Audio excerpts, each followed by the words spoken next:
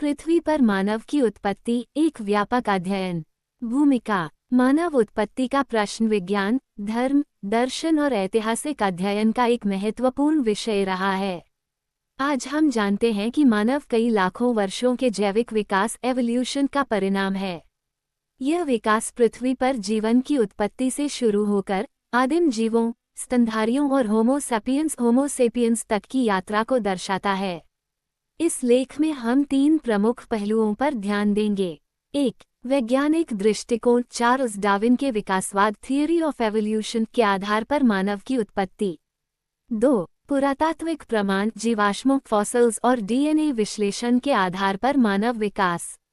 3. धार्मिक एवं पौराणिक दृष्टिकोण, विभिन्न सभ्यताओं में मानव उत्पत्ति की कहानियाँ।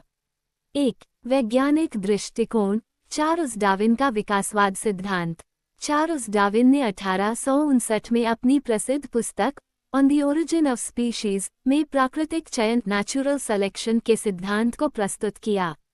उनके अनुसार सभी जीव धीरे धीरे विकसित होते हैं और जो अनुकूलित होते हैं वे जीवित रहते हैं। मानव के विकास को समझने के लिए हमें सबसे पहले पृथ्वी पर जीवन की उत्पत्ति को देखना होगा। वैज्ञानिकों के अनुसार पृथ्वी पर जीवन लगभग 3.8 अरब साल पहले आरंभ हुआ। ये छोटे छोटे सूक्ष्मजीवों से शुरू हुआ जो धीरे धीरे अधिक जटिल रूप में विकसित हुए। 1.1 पृथ्वी पर जीवन की उत्पत्ति। पृथ्वी का निर्माण लगभग 4.5 अरब वर्ष पहले हुआ था। प्रारंभिक पृथ्वी पर अमोनिया, मीथेन, जल वाष्प और अन्य गैसों का मिश्रण था। 1953 में किए गए मिलाउरे एक्सपेरिमेंट ने ये सिद्ध किया कि बिजली के प्रभाव से इन तत्वों से एमिनो एसिड जैसे मूलभूत जैविक अणु बन सकते हैं। यही अमीनो एसिड बाद में डीएनए और प्रोटीन के रूप में विकसित हुए, जिससे एककोशिकीय यूनिसेल्युलर जीव बने। 1.2 प्राचीन जीवों से स्तनधारियों तक। 600 मिलियन साल पहले समुद्री जीवों का विकास। 500 मिलियन साल पहले मछलियों और रीढ़धारी जीवों वर्टेब्रेट्स की उत्पत्ति। 350 मिलियन साल पहले जल से बाहर आने वाले उभयचर एम्फिबियंस विकसित हुए।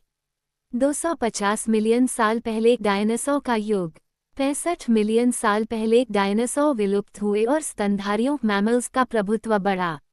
1.3 मानव के पूर्वज होमिनोइड्स का विकास। मानव होमिनिड्स नामक वानर प्रजातियों से विकसित हुआ। इस प्रक्रिया को समझने के लिए हम कुछ महत्वपूर्ण चरणों को देख सकते हैं। होमो सैपियंस, जो आज के मानव हैं, अफ्रीका में लगभग 2 लाख वर्ष पहले विकसित हुए और धीरे धीरे पूरी दुनिया में फैल गए। 2. पुरातात्विक प्रमाण और आनुवांशिक अध्ययन। 2.1 जीवाश्म प्रमाण, फॉसिल एविडेंस। 1974 में लूसी नामक ऑस्ट्रालोपिथेकस का कंकाल पाया गया, जो 3.2 मिलियन वर्ष पुराना था। 2001 में टोमाई नामक कंकाल मिला, जो 7 मिलियन वर्ष पुराना था। निएंडरथल मानव के अवशेष यूरोप और एशिया में मिले, जो ये दर्शाते हैं कि आधुनिक मानव और निएंडरथल के पूर्वज समान थे। 2.2 डीएनए विश्लेषण, जेनेटिक एनालिसिस।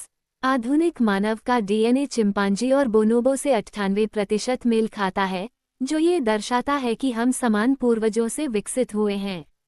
माइटोकॉन्ड्रियल ईव सिद्धांत बताता है कि सभी आधुनिक इंसान एक ही महिला पूर्वज, जो लगभग 200,000 साल पहले अफ्रीका में थी, से जुड़े हैं। 3. धार्मिक एवं पौराणिक दृष्टिकोण। विभिन्न धर्मों और संस्कृतियों में मानव उत्पत्ति को लेकर अलग अलग मान्यताएं हैं। 3.1 हिंदू धर्म।